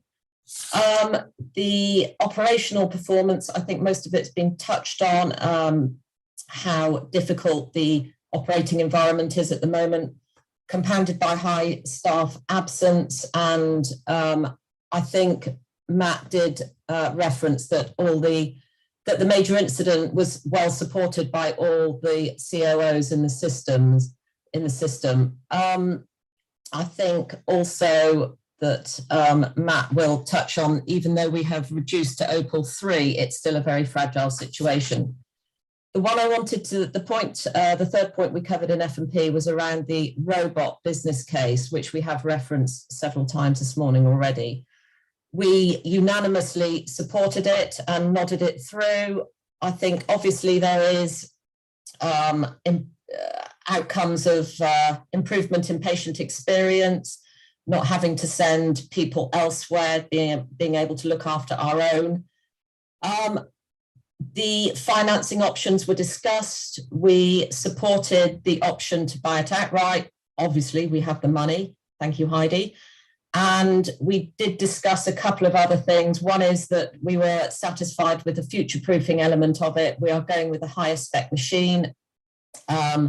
Second, that we have or will have the right level of skill set to be able to operate it. And thirdly, we acknowledge the wider benefits within with buying it in terms of, or having it within our hospital, in terms of being a more attractive place to work, and predominantly that it supports our ambition to become a cancer centre of excellence. John, Matt, anything to add? Thanks, Rachel. So just to re-emphasise on the I&E, we are forecasting a break-even position, as you've said. Where we land on the annual leave accrual, and this is a national issue, by the way, not something specific to NGH, but we will continue to and need to make a policy decision on what we communicate and agree across the trust with regards to that, and it will have a financial impact. Currently, we're assuming it's zero, but we'll need to work through that, as I said at the committee, just to give some assurance in terms of our management of capital, because Rachel is right, we have had money indeed given to us at very, very late notice. In terms of our business as usual programs, we've got a capital program overall of about 28 million, including all of the new monies that we've been given.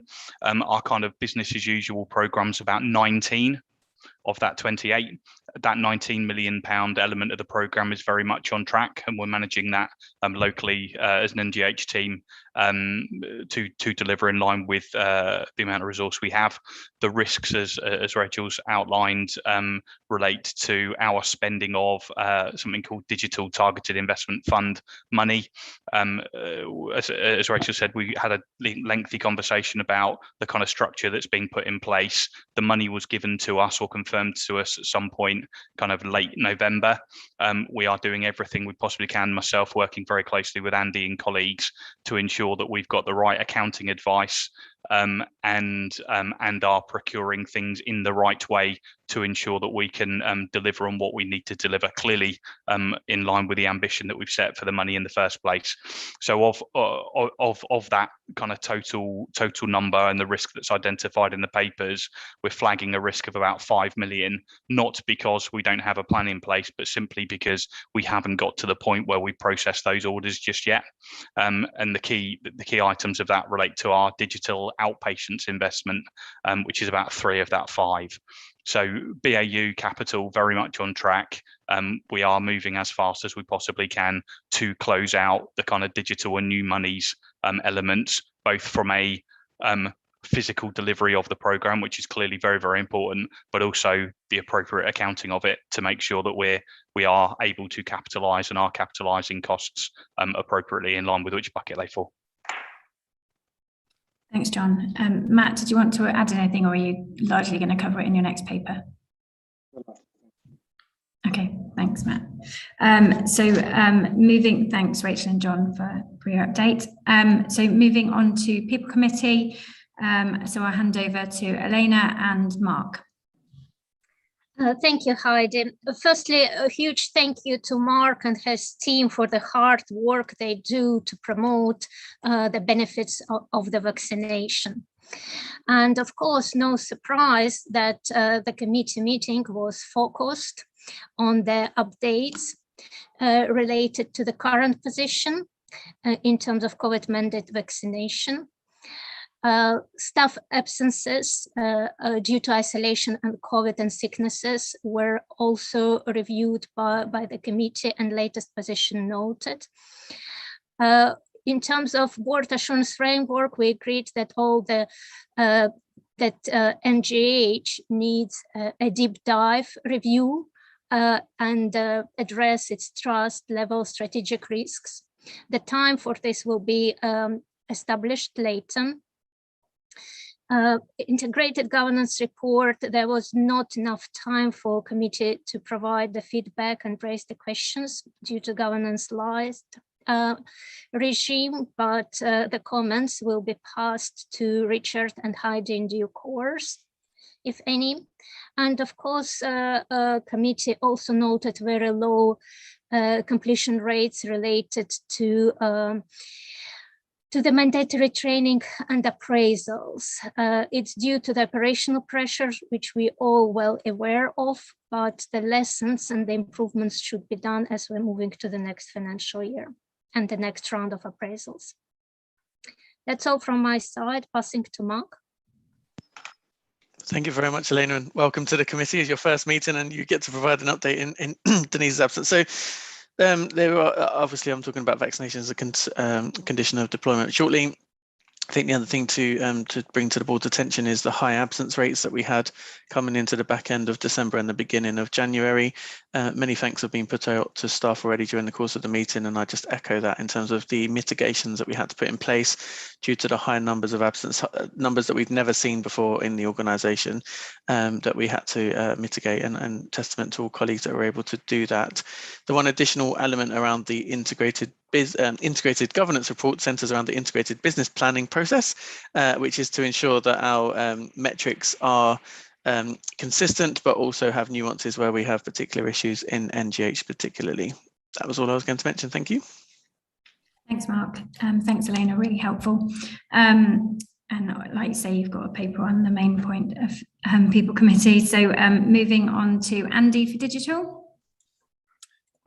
Thanks, Heidi. Just a couple of things to mention for colleagues.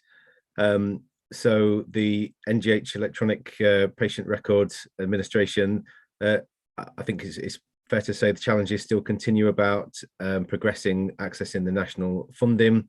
As Matt has already mentioned, we've disaggregated some components of that to get the EPMA work underway, so that's good, but there's still a number of challenges in accessing and the national funding going through the various hurdles that are there, but we continue to progress those.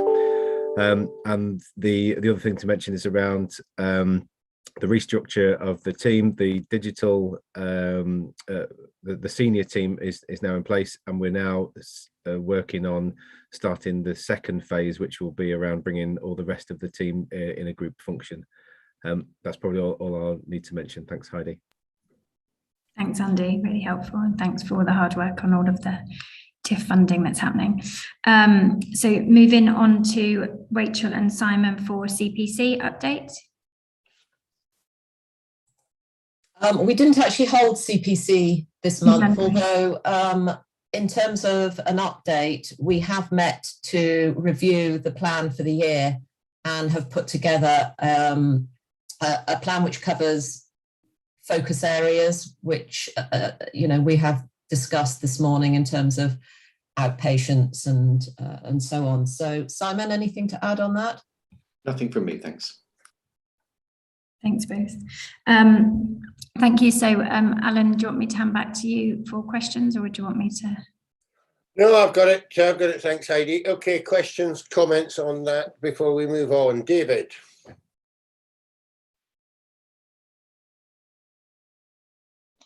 Yeah, just in the interest of good governance, there was an audit committee meeting held in December. Do we want to give a brief update on that, Alan? On you go. Yeah. As I say, it was held in December, on the 16th of December, and matters for information for the board or escalation. Firstly, we held a deep dive into cybersecurity. That was led by the Director of IT, Dan Howard. And that was to seek assurance, the committee to seek assurance around this very sensitive risk that we all have. It's a thorough and informative presentation, and it is Dan's view that we are adequately resourced to meet the demands of the cybersecurity threat. He opined that training and continual enhancing of awareness was key to mitigating the risks.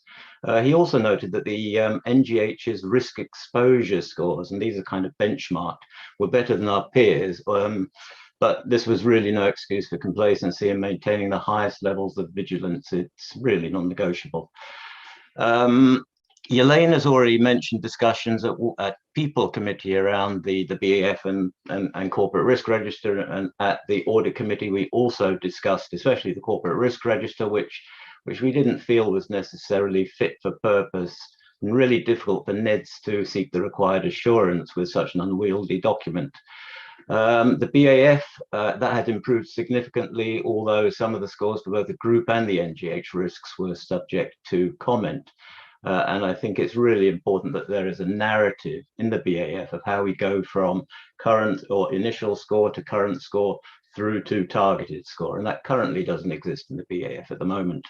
Another point we discussed was harmonising the agendas, both the NGH Audit Committee and the KGH Audit Committee, and we're going to begin a discussion on that in February. Fourth point was the group CFO presented a paper outlining a number of accounting issues that would need to be dealt with year end. And he also updated the committee on the resolution of the issues which came up during the 2021 report, external audit report. Finally, the sensitive issue update was received from the representative of the Director of Nursing on steps being taken to minimise the extremely sensitive issue of patients' lost property. You know, the amounts of this are not financially significant, but you know, this is more in the context of the emotional impact of the patients. And we did seek assurance that work was being done to minimise, in as far as possible, this particular risk. So that's the report from the Audit Committee. Okay, thanks very much. John, do you want to add anything? Nothing at all. Thanks, Chair. Thanks very much. Any other questions or comments on the IGR at all? No, just reiterating why it will get better, Mr. Callow, won't it, in terms of less is more and sharpness and so on. I recognise it's a big piece of work though, so I'm not really hounding you on this one. Right. Thanks very much, everybody. COVID system response. Matt, in your last meeting as the Chief Operating Officer, your replacement arrives on Monday. So tell us what's been going on with the COVID system response. Thank you, Chair. I know we're running behind time, but I'm just going to take a tiny moment to savour that particular point. Right, so thank you. I will take the paper as read, and the therefore might be helpful to start off with fleshing out the current situation as it pertains to Northampton General Hospital in particular, and then a little bit about the benefits that I perceive that we have derived from the major incident. So the current picture in relation to our staff absences, which are making it very difficult to maintain staff ratios and keep flow going in the organisation.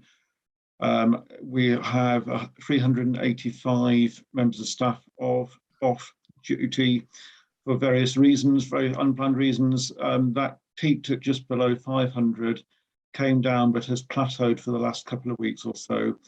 What does that mean on a day-to-day basis? So this morning we have 35 registered nurses short, 20 healthcare assistants. So on average, more than one of each per ward down.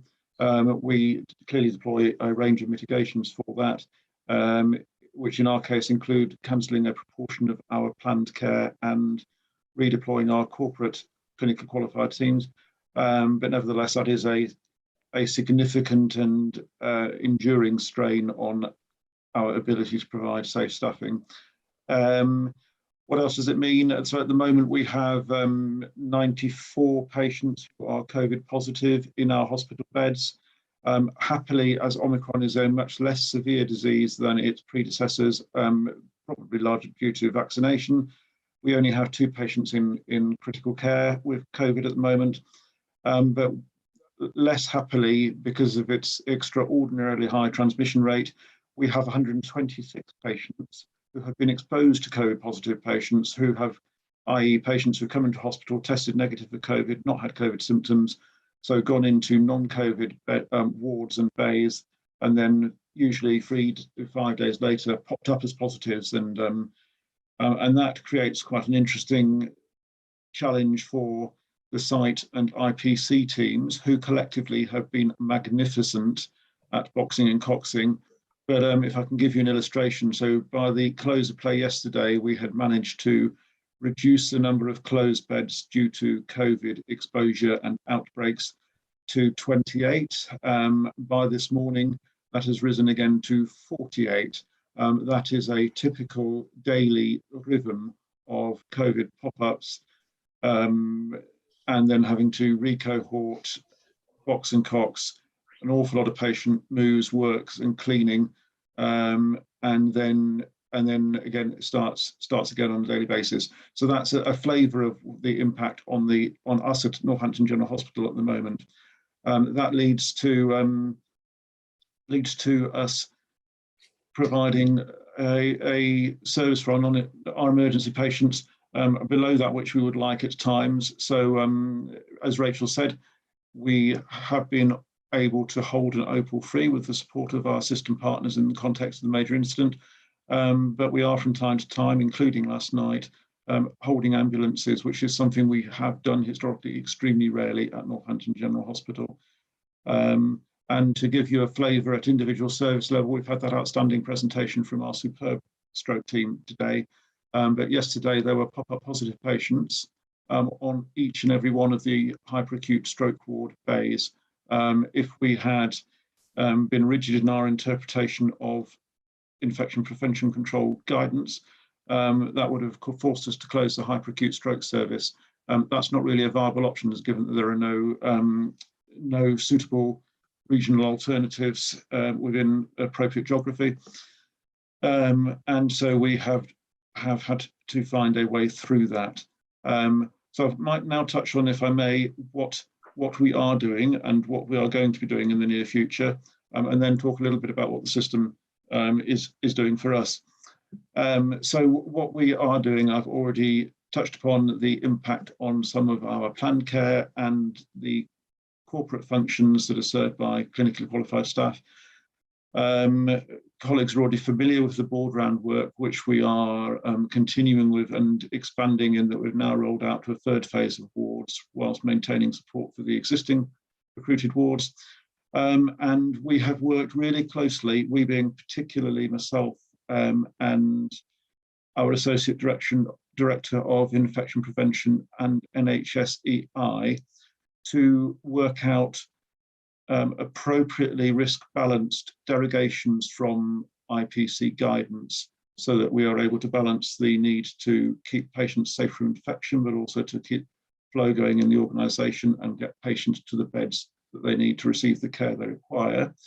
And we have done that really transparently with the blessing of NHSEI infection prevention leads, and taken a tiered approach depending on escalation level for services, the ways in which we can derogate from that guidance through our gold command, which was very helpful in being able to rejig and keep the stroke service open.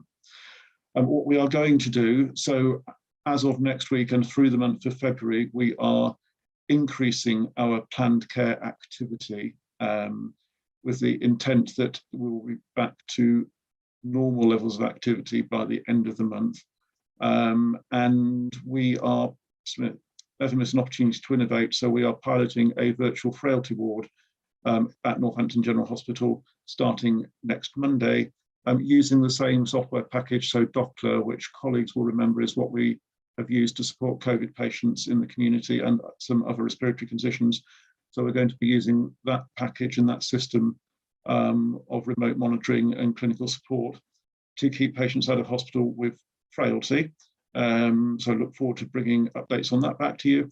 And I would like to take a moment to thank our system partners. I have heard what has been said, and I would agree that certainly the response, the impact of the major incident response, I am sure with experience and refinement could be improved. It's the first time any of us have done it, to my knowledge. However, I would also observe that irrespective of scope for improvement, here at Northampton General Hospital, we've had an approximately 60% increase in the rate of complex discharges since we declared the major incident, and that has very much helped us in keeping our hospital safe. So I am hugely grateful to system partners for their efforts to help us manage risk across the county. And finally, I would just like to assure colleagues, as is set out in the paper, that the way in which we have stepped services down in order to prioritise the emergency care pathways between us has been coordinated and stratified according to clinical consequence across the system in a sort of first of its kind, and it is a mechanism that has been borrowed by other systems in the region. So I can assure colleagues that we have done everything we can to mitigate the consequence of the redeployment of staff to maintain the major incident response. Thank you. Okay, thank you, Matt. So the story of Omicron in NGH and in the system. Any comments or questions relating to that at all?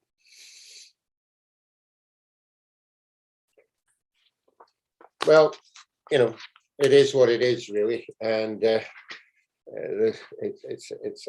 a retrospective. It said this is what we did, and this is what happened. And as Simon said in his report right at the start, a lot of people made a lot of efforts. Some of them worked, and we came through it because the things that were predicted didn't come to pass, not because we were particularly clever. Heidi, hand up. You want to say something? Yes, you kind of covered it a little bit actually, Ellen, so I put it back down. But just to really point out the daily pressure of navigating some of these, which I think Matt's articulated well through Silver and Gold, and they've really worked well across the system and with NHSEI to really think about how we manage the different risks across the whole hospital. So, for example, thinking about derogation from IPC guidance compared to holding people in ED who might be at more risk of catching COVID. So it's been a very well structured, well managed consideration of balancing different risks. So just to reiterate and kind of acknowledge, given you suggested this is Matt's last time as a co, to acknowledge his oversight of this has been really robust. So to thank him. Okay, thanks very much. When we had a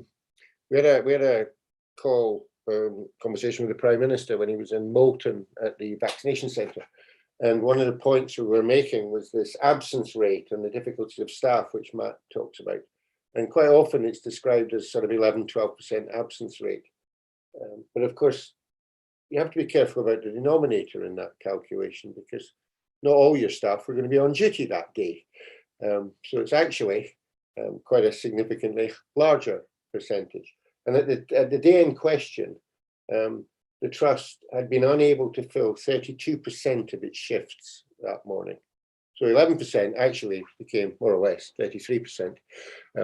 So the difference in understanding how big the problem was for us at that point was quite important. And I think, you know, that's the scale of the problem that people were coping with, as a mixture of people being off sick and people being isolating because of COVID.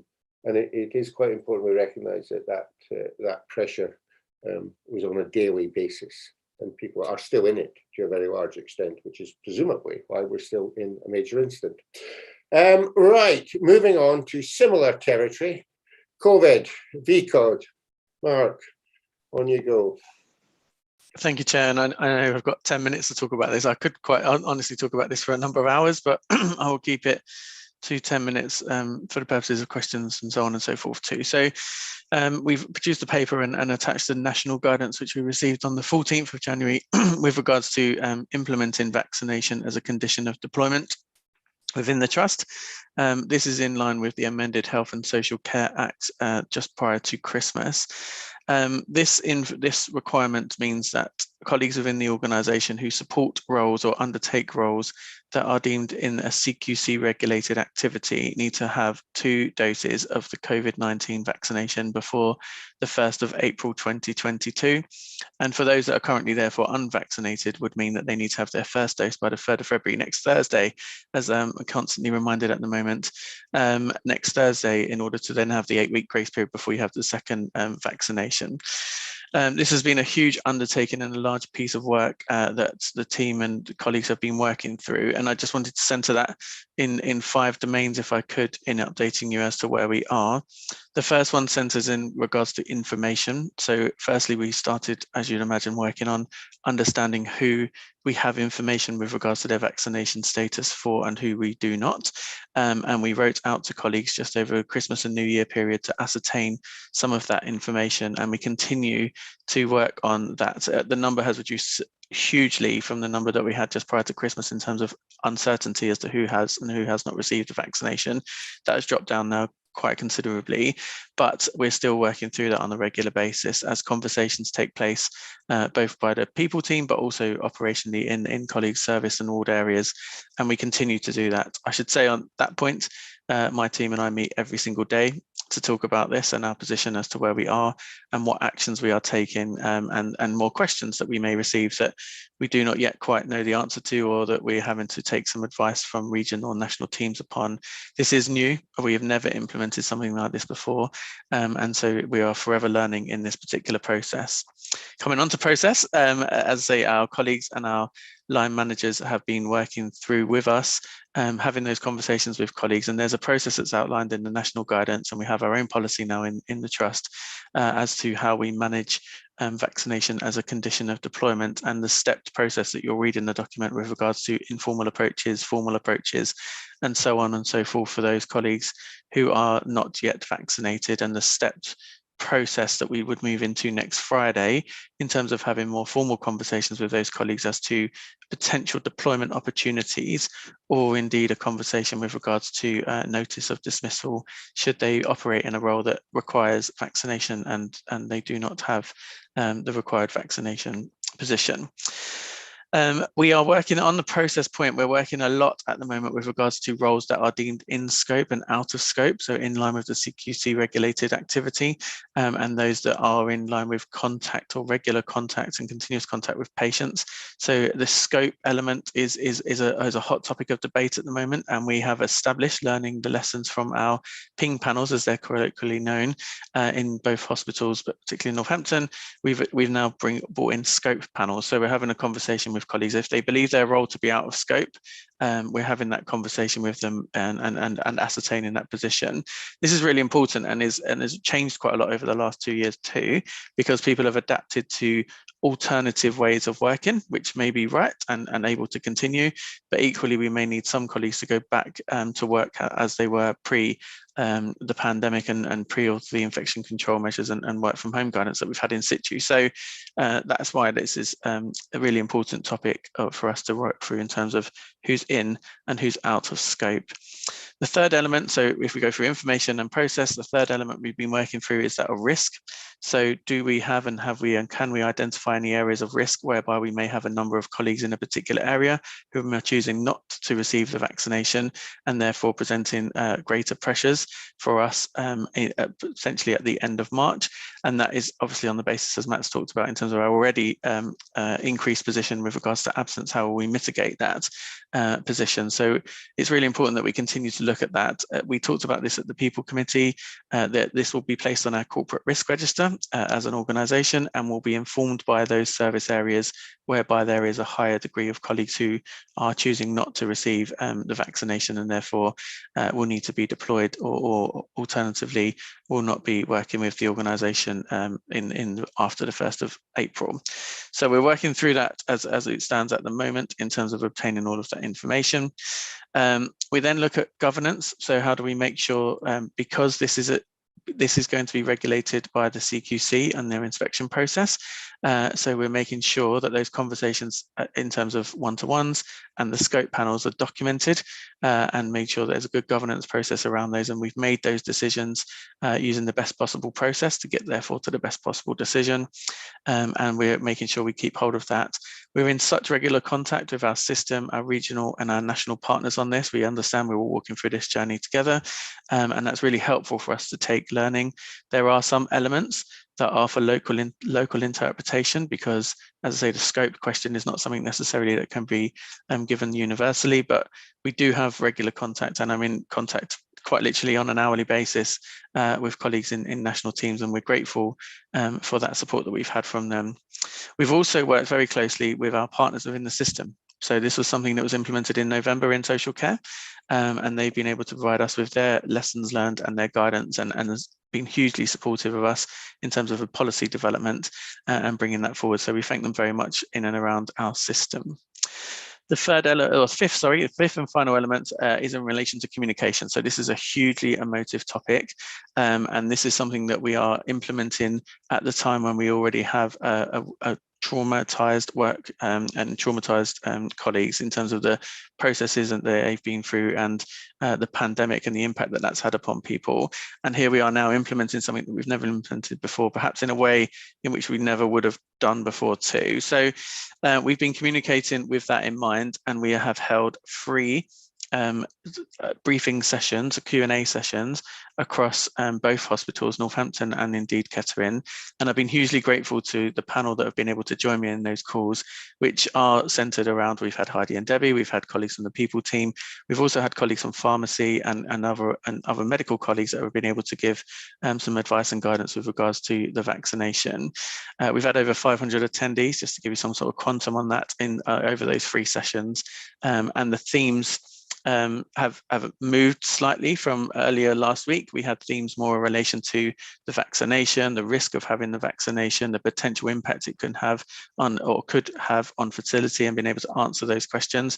And this week we've moved very much more into process and the impact or the choice of not having the vaccination. What impact will that have? So the communications has moved. We continue to advertise vaccination in terms of where people can obtain a vaccination, and we continue to assure people that by coming forward and having your vaccination now, there's no shame in that. If people have chosen to this point not to have it or have had other things going on, that's perfectly fine. We are open to vaccinating colleagues at the moment, and they should be willing to come forward if they wish to have it. The second element around communications is, of course, external communications. It's probably best that I bring Teresa in here just to give us a brief update in terms of what's been undertaken with external communications, if you wouldn't mind, Teresa. Hello, thank you, Mark. So we are receiving a number of queries from media around how our staff are being vaccinated. We've been briefed extensively about this by regional and national colleagues. We are very much holding the regional line of not giving any detail if we can avoid it. The stats are being published nationally, and these are a little bit out of date, but the view is that we need to have a consistent overarching message which is coming from the regional colleagues. So we're holding that line for the time being. We expect in the coming weeks that interest will ramp up. We are receiving on average 2 calls around this a week at the moment, including from some of the national media. But we're very reluctant to put this data into the public domain because we think, 1, the situation is constantly changing, and 2, it's not an area where we want to be seen as the spokespeople for it when it's very much an issue that's being led by national spokespeople. I'm happy to take any questions on that. Thank you, Teresa. So that being my presentation in terms of the process and where we are to date, Chairman, to a close. I'm happy to take any questions. Okay, as you know, there's a further bit of detailed numbers in the afternoon, or the private session for this in due course, partly because of the reasons that you've just heard. Any comments on where we are, though, at all on this? No, not seeing anything. Okay, thank you very much, Mark. We do appreciate it's a massive piece of work, and we do appreciate the amount of energy and effort that's going into it, and difficult, as you say, difficult conversations. So we do appreciate that. Nevertheless, it is the law, and it will be implemented. Of course it will. Board Assurance Framework, Richard. Thank you, Chair.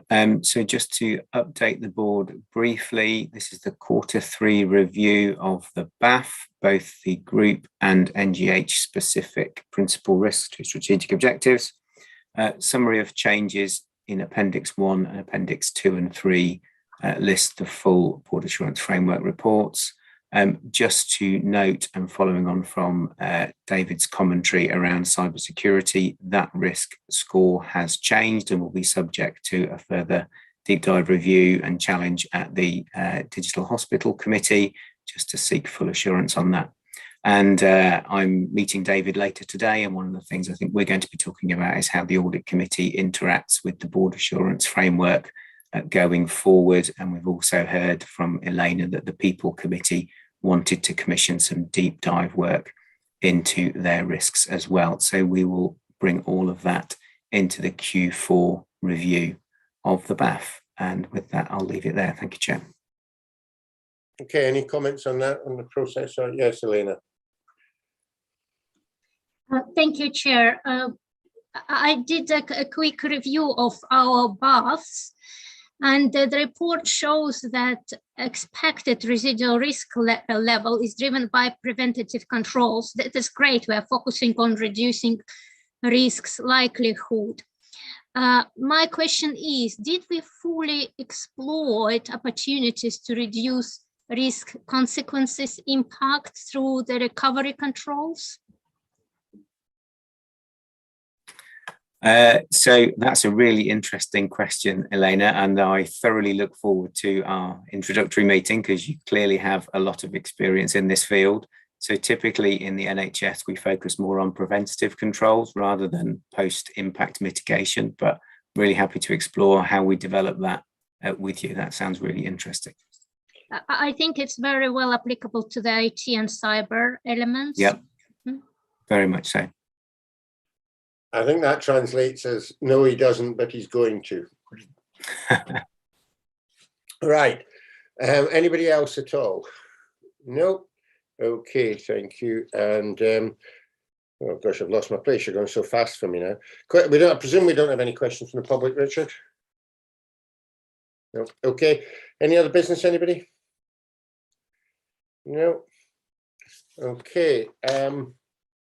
Can you please pass the resolution to exclude the representatives of the press and members of the public for the remainder of the meeting, having regard to confidential nature of the business? A nod will suffice. Thank you very much. And back at 11:40, it's a